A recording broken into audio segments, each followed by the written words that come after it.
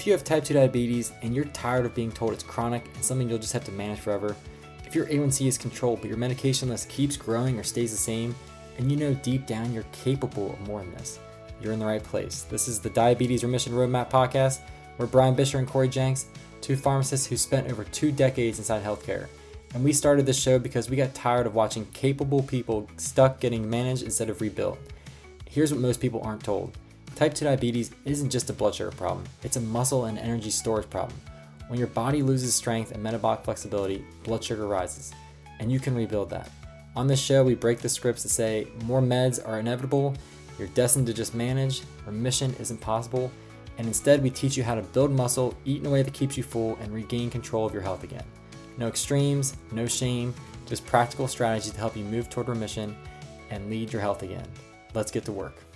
Welcome back to the Diabetes Remission Roadmap podcast. This is Cory, and Brian, he's off coaching Little League Baseball somewhere in Cincinnati. So I have someone much more interesting than him. And I know Brian listens to all of these, so I hope he's insulted by it. That's the joke every time. I give him some little insult. But joining me today is an incredible human being, someone who I consider a friend, someone who I have run along the San Diego Bay with, and someone who, if you are looking for the best pictures of bunless cheeseburgers and hamburgers, is your man. So joining me today is Chris Cornell, Mr. Biggest Comeback himself. Nice to see you again, Chris. Great to see you, Cory.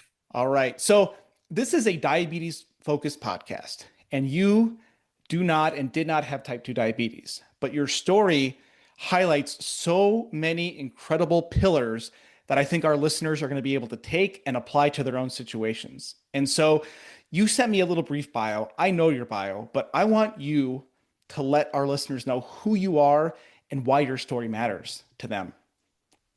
Okay, well, thanks for having me on. It's a real honor and privilege, and I've enjoyed talking to you many times in the past. I've enjoyed running with you along the San Diego harbor, and I really appreciate what you're doing. I like your podcast a lot, and I like the education that you're providing people. And I don't have type 2 diabetes, but I do have a brother who just got a kidney transplant that was a result of his type 2 diabetes. So it's something that sort of hits close to home for me. And I've met dozens and dozens of people with type 2 and type 1 diabetes over the last few years as part of the work that I'm involved in. So it's a really important topic, just, how to deal with type 2 diabetes and how to prevent yourself from developing type 2 diabetes if at all possible. And then also what to do if you're coming back from it. And I've had the honor of and privilege of working with patients who have had type 2 diabetes and have gotten to the point where that disease is no longer a constant burden on them. They've reversed it and moved on. So I actually forget what your question is, Cory. What did you want me to do? So you're a little background about Chris. You're a writer, you're a health coach, you have run marathons, or at least a marathon. You've overcome cancer, and you're I think a health coach as well. And you have an incredible online following on X. So if anyone listening is on X, go to follow Chris at Biggest Comeback. And I think hearing your story, so you were overweight, you had cancer, and this all happened, as we record this, you're in your early 60s. This happened in your 50s. So I think take a step back and take us through I would call it, I hate to say it like this, but like your low point. Like where was that low point, which was a high point, weight-wise was a high point. Tell us about that low point, and then how you are where you are now, flexing your muscles on X. Like this morning, you almost hit your PR in bench press. So it's not that. Well, yeah, this has been a really it's been a journey. Back, I think my low point from a physical standpoint was when I stepped on a scale at my mom's condo back around 8 years ago, something like that. And I had avoided stepping on scales for quite a number of years just because I was sort of afraid of what I was going to see. And I didn't have a scale in my own house, but I was at my mom's and I stepped on the scale and I figured I might see something around 260 or whatever, but it was 278. And I was not I was not happy, and it immediately sort of made me feel like I needed to do something. I had tried to lose weight countless times, and I had small amounts of success, on and off. I had lost as much as 55 pounds at one point and got down to what I would consider a relatively healthy weight, but I wasn't really that healthy, and the weight loss lasted a very, very fleeting amount of time because of how I lost the weight, through pure white knuckle calorie restriction. As I think I've met countless people who have done the same thing and gained all the weight back, which is what I did. And I gained, not only did I gain all the weight back, but I gained enough to get up to 278, like I said, and that was that was like my low point from a physical standpoint. I was not really well, from a metabolic standpoint, as in addition to being, um, not much to look at, well, maybe too much to look at, A lot to and love. yeah, and so I knew I had to do something, and I had tried, and I let's see, the first thing I did was, I had some success cutting out soda, which Hmm. was something I drink a lot of beverages. And if you're drinking beverages with sugar and other carbohydrates in them, that's a deadly combination. So when I cut out soda, I lost some of the weight, but I still Hmm. didn't understand how to sustainably address satiety and sustainably keep the weight off. And so I kind of went up and down for another couple of years, maybe 2 years. And then in, January of 2018, um, I read a book by Gary Taubes called, um, what was it? Man, I can't remember the name of the book at I this mean, there was point. good calories, bad calories, why we It, get it, fat, Why We Get Fat? Why why We we Get get, Fat? I was okay. just had a mental block, and I read it in 2 or 3 days, and I was in the waiting room of a Mexican restaurant, as I was kind of finishing up the book on my Kindle, and I decided then and there that I was going to, you know, go on a low carb diet Hmm. at a Mexican restaurant for my daughter's 16th birthday, no less. Hmm. And I knew enough to just stick with the chicken and the cheese, and that was day one of my low carb diet. And I would say within a month, um, I had this feeling that I was on the right track and that I was going to succeed in this mission just based on what I had read Hmm. and what I was feeling. And I wasn't losing weight like crazy. I had definitely lost weight faster at other periods of my life, doing other kinds of diets that didn't really address satiety. Um, but I got, after a month or so, I lost like 5 or 6 pounds. And over the course of this, low carb diet, I never lost more than 6 pounds in any month. Um, but I knew after that first month that I was on the right track. I Hmm. knew that I was never going back. Um, so go ahead. When you say you knew and you felt you were on the right track, I want to dive a little deeper into that because the thing you mentioned before that I think a lot of people can relate to, whether it's your blood sugar getting better, going back up, weight coming off, weight coming back on, was that you had lost weight, but it was a white knuckle experience doing calorie restriction. And this is something that actually my co-host Brian, that you've not met, uh, he and I, we don't butt heads, but we have slightly different vectors of philosophy. He goes back to the energy balance. We have to create an energy deficit, which is not untrue. However, you mentioned calorie counting worked, except for the part where you were gripping your seat all day long, being hungry. Is that sound about right? Yes, absolutely. And it's become something that, um, that I think I've kind of become a little bit known for, Hmm. my whole approach towards satiety, and um, and there's a lot of other people that have come to similar feelings about the matter, but Hmm. not everyone has that. A lot of people believe that it's about calorie restriction, and philosophically, I think there are some problems, at least for people like me and many others that I've met and worked with as a health coach. Um, just restricting calories is not enough, at least for many people. So, Hmm. and also I would say, not only is it not enough for many people, it's not necessary at all for some people to restrict calories. There's, ultimately how much you eat matters, but the actual act of restricting calories is not necessary for many people if they eat the right foods. I love that, and I'm biased because with our diabetes coaching program, we work with clients. It's a satiety based approach. Now, you mentioned your approach to satiety was a low carb diet, and for some Mhm. people, they say I could never do a low carb diet. I need my carbs. What would you say to those people? Can you do a higher satiety diet and get improvements if you don't totally restrict carbs? And I guess the follow up to that is, do you still ever like eat a piece of bread or potato, or if you just, 8 years, no carbs? No, no, I'm not a zero carb person. I never have been. I've done some experiments.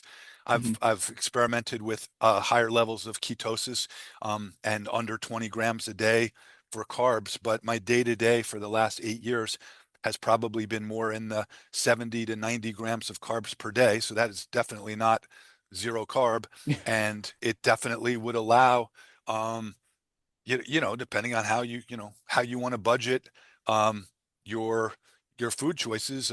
If you wanted to eat, a piece of candy, or you could. I choose not to eat things with, um, with that kind of added sugar on a. It's a very, very rare thing. I mean, maybe an important birthday, I'll have a little piece of cake just to be part of the ceremony. But I do not eat much in the way of added sugar, Mhm. and I keep my refined carbohydrates pretty low. But I do not shy away from in that 70 to 90 grams of carbs per day, and because that's what I've found works for me. Oh, so it works for you. And we're gonna dive deeper into your satiety roles here. But two things I just can't get off my head here is one, you've lost almost, I mean, 80 pounds. We're gonna round up to almost 100 pounds because it sounds better. And are you saying that you don't track calories? No, I do not track calories. I have tracked calories probably, um, you know, 9 or 10 times over the last 8 years, mostly as part of an experiment here and there. Mhm. But no, I do not track calories for the purpose of maintaining my weight or my body fat percentage or anything like that. Okay. I want everyone listening to take a nice, slow, deep breath with me. Let it out. You can do this without tracking every calorie. It's possible, which I love. And now you mentioned you have done it when you've experimented. And a big thing that you are a proponent of that I really like too is this idea of N equals one experimentation. Can you explain what that means to yourself and to maybe someone listening who's never heard that phrase before? Well, yeah, it's I mean, you you're an individual, I'm an individual, and we have to find what works for us. We all have different challenges. Um, we also have things in common, but so you can learn from other people and you can make generalizations when they're appropriate. But there are a lot of individual aspects. I have a brother who's 10 years younger than me who just got a kidney transplant, and he faces different challenges than I have. Um, and that should be obvious to everyone, that we all have different challenges, different opportunities, different tastes, different preferences.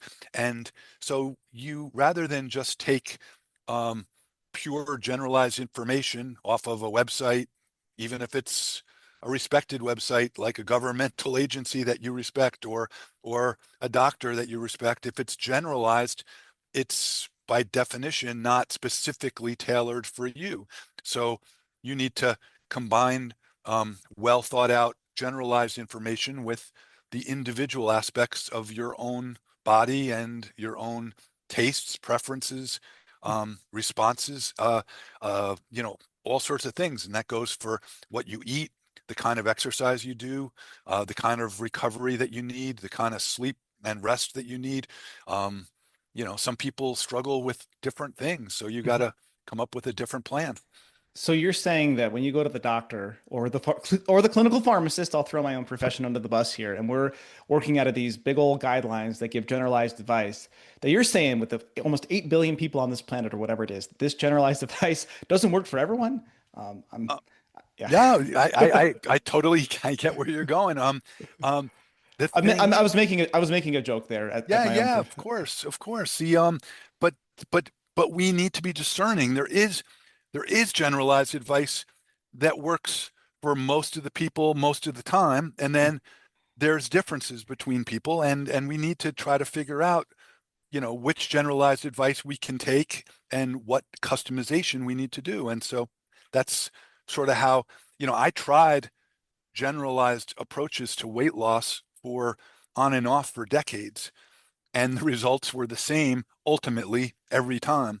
And I just kept getting heavier and heavier. When I was younger, I didn't struggle as much with weight. I was never super lean. And there was most of my adult life, I definitely could have stood to lose maybe 15 to 20 pounds. But as I got older, that got worse and worse and worse. And I did not want to be overweight at any point in my life. So, this idea that, it was, and I've accomplished other things in my life. It wasn't that I was just lazy and, wasn't trying hard. I mean, I tried to lose weight countless times.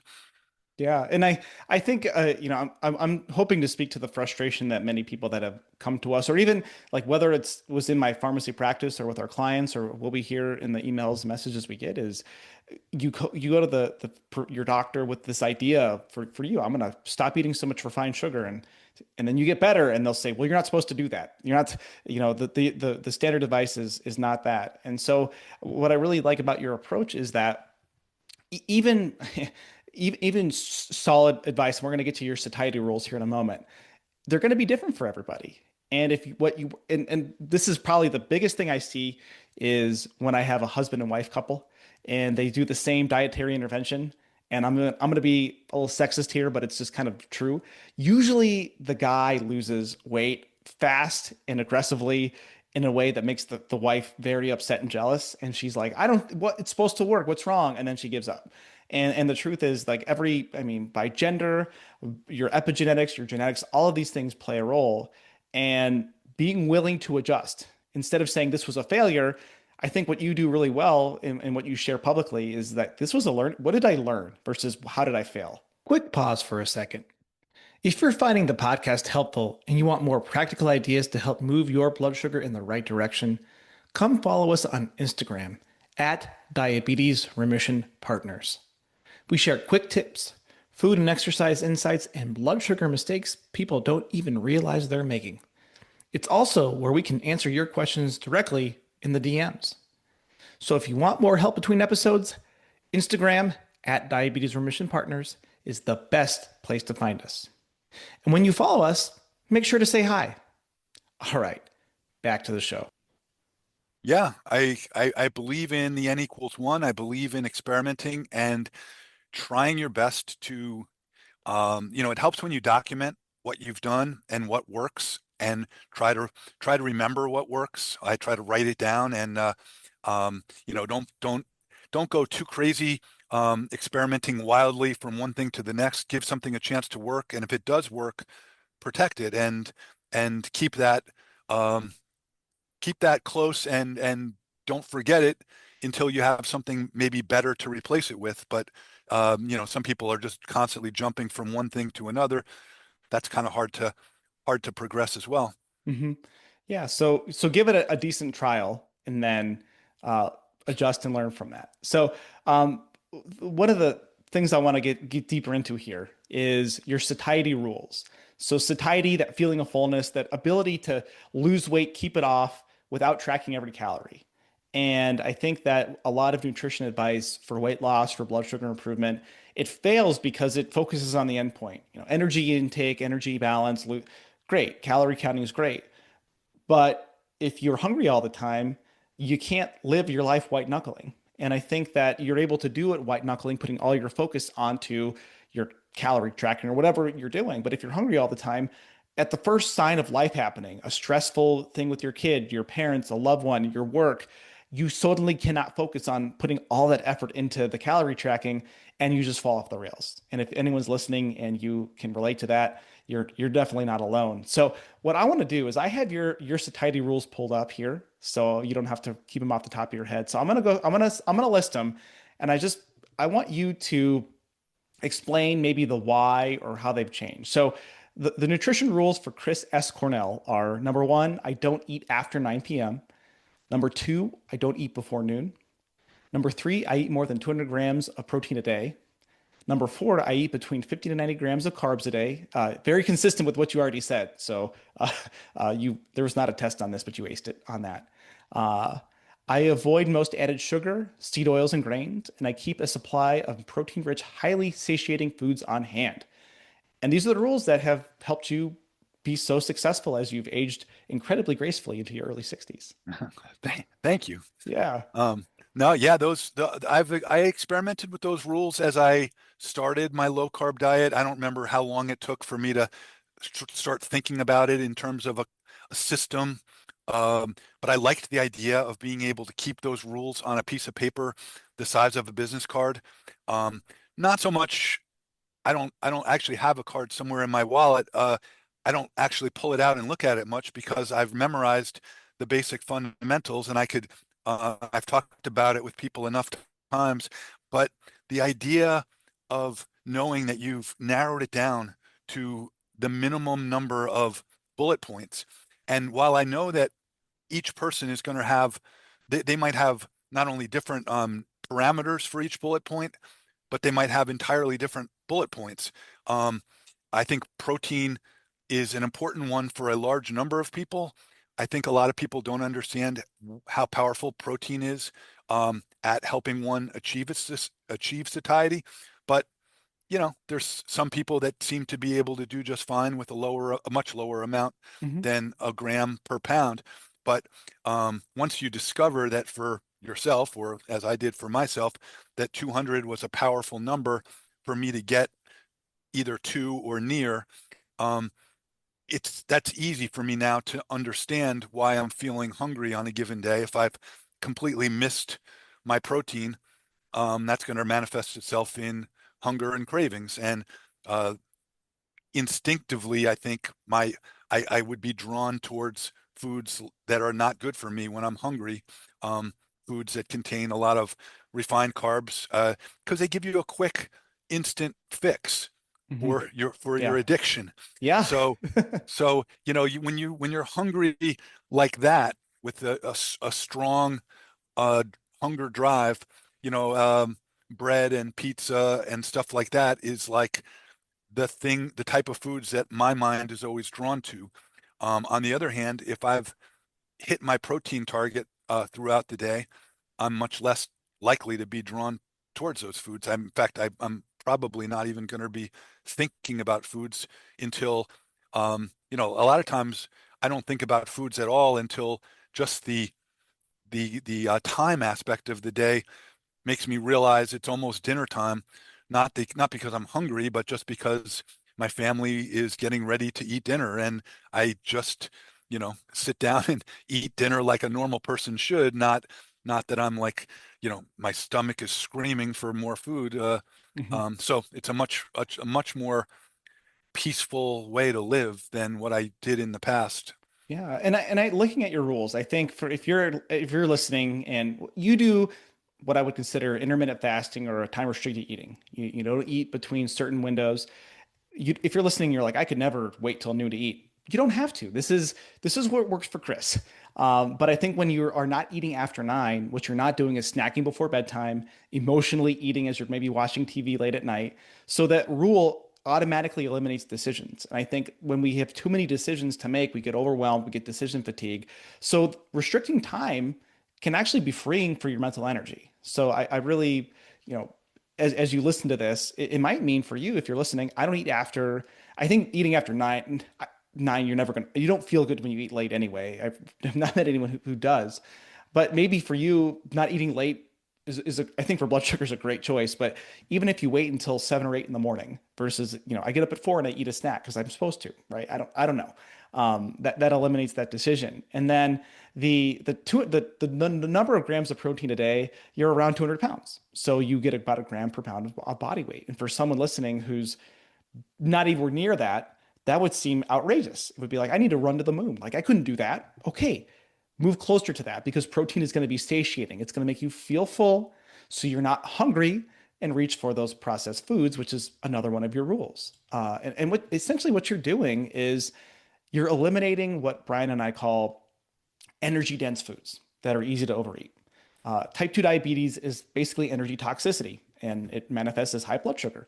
Well, what you're doing is eating very nutrient dense foods that fill you up so you don't overeat. And I've seen pictures like your Greek yogurt, or you can eat a bowl of fat-free Greek yogurt the size of your head for, if we're going to we'll go to calorie land for a second, for 300 or 400 calories.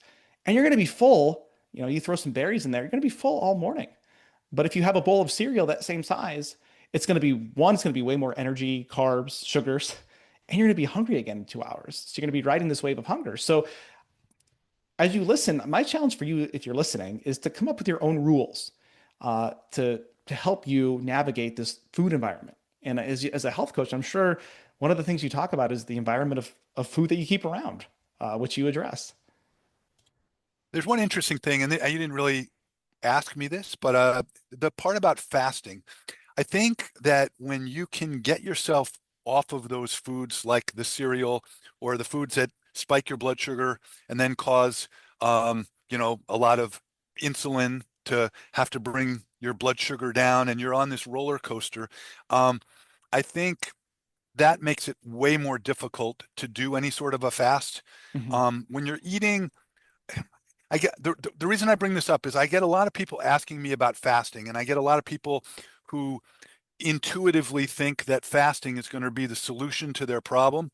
Um, and I just want to warn some people that think that it, at least as far as I've experienced, it's best to address the foods that you're eating first, rather than, I know a lot of people, before they've addressed the amount of carbohydrates in their diet, they try to do a fast when their body is still screaming out for carby foods and sugar, and it just gets very difficult. And what I see, or have seen on numerous occasions, is people will fast for 48 hours, and then when they end the fast, it'll be a colossal train wreck because they they find themselves drawn back to the carby foods again. And I think you, at least from what I've seen, it would at least pay to consider trying to get yourself a little more fat adapted before you're going on these long fasts. For me, the intermittent fasting is almost a natural, effortless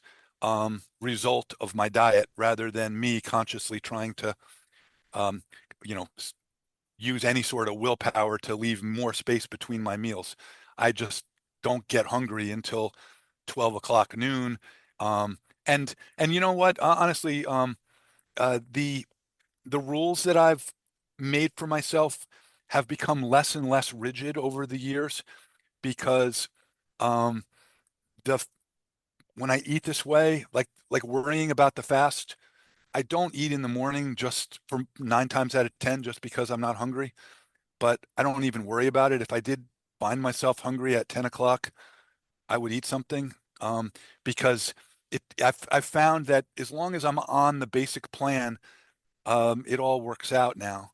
And then, I have a scale and I have a mirror. So if at any point, if at any point, um, the results that I'm seeing deviate from what my expectations are, I will address it. And I can address that by dialing the carbs down further. Um, so you said 50 to 90 grams of carbs on my rules. At any given time, based on how much running I'm doing at a given time, how much lifting I'm doing, and what else is going on in my life. If I see that I need to dial the carbs closer down to 50 or 60 grams, I'll just adjust. You can't, on the plan that I've been on for the last 8 years, things are stable enough that if I see something I don't like, I make a little tweak or an adjustment, and it's a lot easier than what I used to deal with, which was white-knuckle willpower, as you described. Yeah, and it sounds like the lesson we could take away here is the what you eat can determine the how much and how often you eat. And Mhm. instead of focusing on that number of calories on the package, which if it's in a package, we should probably usually avoid it anyway if it's got a lot of ingredients. That's a hint there.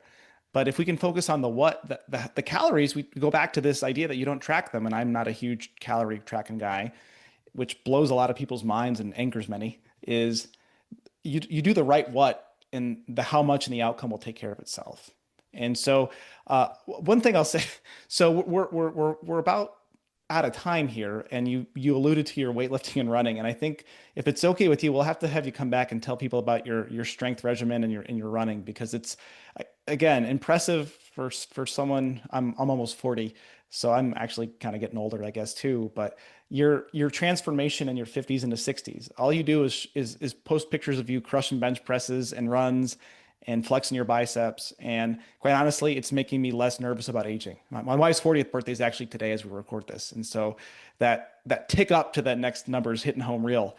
So you're a beacon of healthy aging inspiration. Well, thank you. Tell your wife I said happy birthday. And Yeah. I always enjoy talking to you, Cory. So Yeah. thanks for Yeah. having me on. Sure. If you could leave our listeners, maybe if they had to start with one rule to get them going on the path to better metabolic health.